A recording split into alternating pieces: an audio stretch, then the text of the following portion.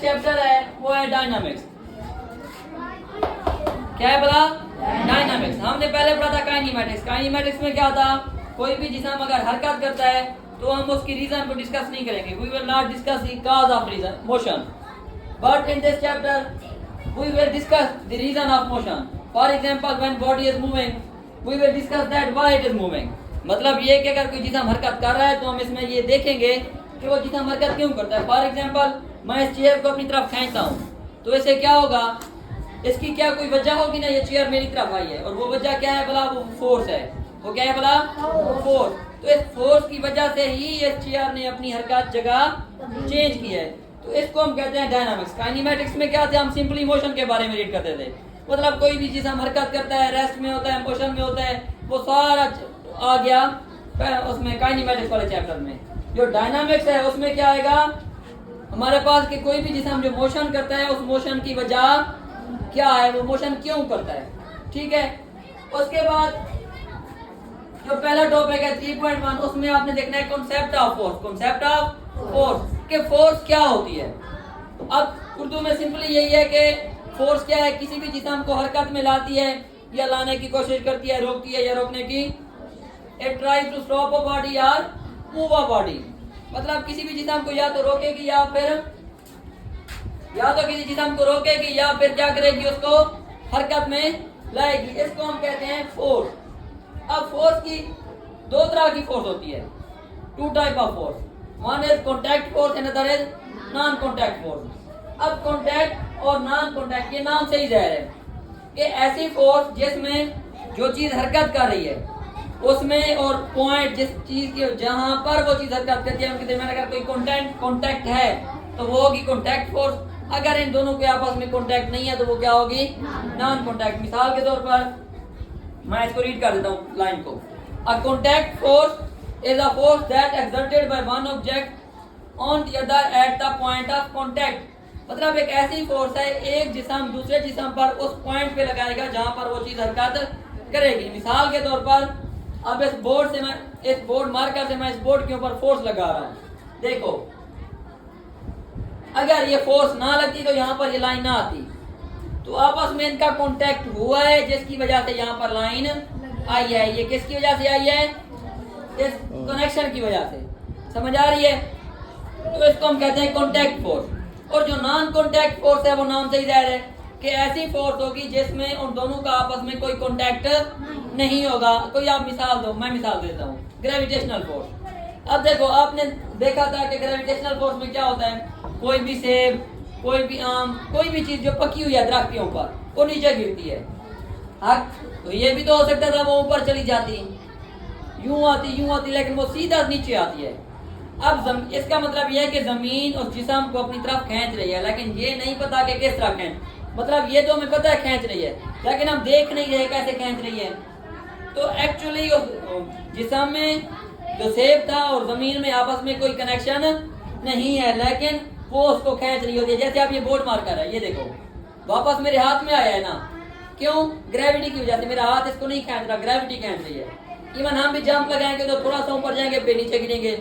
हाँ, अब ग्रेविटी से बाहर निकल जाते हो फ्री फॉल, मतलब स्पेस में, वहां पर ग्रेविटी का कोई ऐसा नहीं होता, वो चीजें उड़ रही होती हैं। समझ आ रही है नहीं आ रही? तो कॉन्टैक्ट फोर्स में कनेक्शन होगा जिस्म का आपस में, और नॉन कॉन्टैक्ट में कनेक्शन नहीं होगा। अब कॉन्टैक्ट फोर्स की डिफरेंट टाइप्स हैं, फ्रिक्शन, ड्रैग, थ्रस्ट, ये हमारे पास है नॉर्मल फोर्स, और उसके बाद है एयर रेजिस्टेंस, और फिर है टेंशन फोर्स। अब फ्रिक्शन क्या है बोला? मैंने इसकी मिसाल दिया ये वाली। जब भी कोई चीज लिखी जाती है तो वो रगड़ होती है। अच्छा, फ्रिक्शन कहते हैं रगड़ को, किसी भी जिस्म की मोशन में रुकावट को कहते हैं। तो पहली जो चीज हो गई फ्रिक्शन। मैं इधर से एक लाइन पढ़ देता हूँ। It is a force that resist the motion when surface of an object come to the contact with surface of another. वो कह रहा है ये ऐसी फोर्स है जो किसी जिस्म की मोशन को रोकती है। हमने फोर्स पढ़ा क्या था? फोर्स का मतलब क्या था? किसी भी जिस्म को या रोकेगी या रोकने की कोशिश करेगी। फ्रिक्शन भी वही काम कर रही है। फ्रिक्शन एक फोर्स की किस्म है। उसके बाद है भाई ड्रैग। ड्रैग कहते हैं घसीटना या खींचना। तो इसको कहते हैं drag force is the resistance force caused by the motion of body through a fluid. भाई अगर किसी फ्लूइड में कोई जिसम हरकत करेगा, मूव करेगा, उसमें जो फोर्स होती है उसको हम क्या कहते हैं? क्या कहते हैं बोला? Drag force. उसके बाद होती है थ्रस्ट। अब इसकी आसान सी मैं आपको बताता हूँ। हवाई बहरी जहाज होता है, समंदर के ऊपर चल रहा होता है, लेकिन ऐसा नहीं होता कि वो डूब जाए। ऐसे ही है ना, वो क्यों नहीं डूब रहा? उसको उछाल की फोर्स मिल रही है। क्या मिल रही है? उछाल की फोर्स। इसको हम कहते हैं ड्रैग फोर्स। या इसकी मैं आपको आसान मिसाल दूं, आप कोई चीज पानी में डालते हो, एक हवा का गुब्बारा, हवा का गुब्बारा, तो आपको जोर लगाना पड़ेगा तब जाके वो गुब्बारा पानी के अंदर जाएगा, ऐसे नहीं जाएगा। हालांकि हक तो ये बनता है जैसे आपके पास पत्थर है, वो नीचे गिर जाता है, ऐसे ही है ना, लेकिन वो गुब्बारा नीचे। हाँ, अगर उसी पत्थर को भी हम ऐसी शेप में काटें जैसे आपका बहरी जहाज होता है, वो भी नहीं डूबेगा, फिर ऐसे ही है ना, तैर रहा होगा। तो वो जो फोर्स है जो उस चीज को नीचे जाने से रोक रही है, उसको हम क्या कहते हैं? Drag force. उसके बाद है नॉर्मल फोर्स। ये एक सीधी मतलब किसी भी बॉडी के ऊपर होती है। मिसाल के तौर पर वो कहता है कि it is a force of reaction exerted by surface on an object lying on it. भाई किसी भी सरफेस के ऊपर कोई जिसम पड़ा हुआ है, मिसाल के तौर पर अब ये मैं एक बुक रख रहा हूँ इसके ऊपर, तो इस बुक के ऊपर जो फोर्स पड़ रही है वो क्या है? हमारे पास नॉर्मल फोर्स है, ऊपर की तरफ इसकी सरफेस के ऊपर। उसके बाद एयर रेजिस्टेंस। आप देखो तेज आंधी चल रही होती है, आप गुजर नहीं सकते उसमें से, आंधी क्या करती है? आपको रोकती है। तो ये किसकी वजह से है बोला? Air resistance. इसको एयर, मैंने आपको कल एक मिसाल दी थी वैक्यूम की। मैंने कहा था अगर एयर रेजिस्टेंस खत्म कर दे तो अगर 10 किलो का वजन और एक मतलब कोई 5 ग्राम की भी कोई चीज होगी तो दोनों ने सेम टाइम पे जमीन पे गिरना है। वो क्यों? अगर एयर रेजिस्टेंस नहीं होगी। अगर एयर रेजिस्टेंस है तो हरकत में रुकावट होगी। हवा क्या करती है? हमारी मोशन को रोकती है, लेकिन हमारी मोशन को तेज भी कर सकती है। अगर हम हवा की सीमत में दौड़ने लग जाएं, हमें धक्का ही देगी ना। फिर अगर उसकी मुखालिफ सीमत में चलेंगे तो फिर क्या करेगी? वो हमें रोकेगी। उसके बाद होता है टेंशन फोर्स। अब मिसाल के तौर पर आप किसी चीज को आपने बांधा हुआ है किसी रस्सी के साथ, ठीक है, तो जब हम उसको बांधेंगे तो वो जो फोर्स उस रस्सी के ऊपर पड़ रही है वो क्या है बोला? टेंशन, यानी कि तनाव। उसके बाद elastic, it is the force that bring certain material back to their original shape. मिसाल के तौर पर एक रबड़ है, आप उसको खींचते हो इतना, जैसे छोड़ोगे वो वापस अपनी इसकी हालत में आ जाएगा। या एक और मिसाल स्प्रिंग, आप स्प्रिंग को पकड़ो, ऐसे यूं करो, इतना खींचो, छोड़ोगे वापस आ जाएगा। किसकी वजह से हुआ? इलास्टिक फोर्स की वजह से हुआ, ठीक है। फिर नॉन कॉन्टैक्ट, मैंने कहा था जिनका आपस में कॉन्टैक्ट नहीं होता, ये मशहूर फोर्सेज हैं, ये सबने पढ़ी होगी पहले भी। तो पहली है ग्रेविटेशनल फोर्स। ग्रेविटेशनल फोर्स में अब जमीन की ग्रेविटी हर चीज को अपनी तरफ खींच रही है, लेकिन उसकी कोई चीज नहीं है, वो शेप नहीं है, मतलब किस तरह से पकड़ रही है, खींच रही है। तो ग्रेविटी की फोर्स में कोई कॉन्टैक्ट नहीं होता। उसके बाद है इलेक्ट्रोस्टैटिक फोर्स, चार्जेस की फोर्स।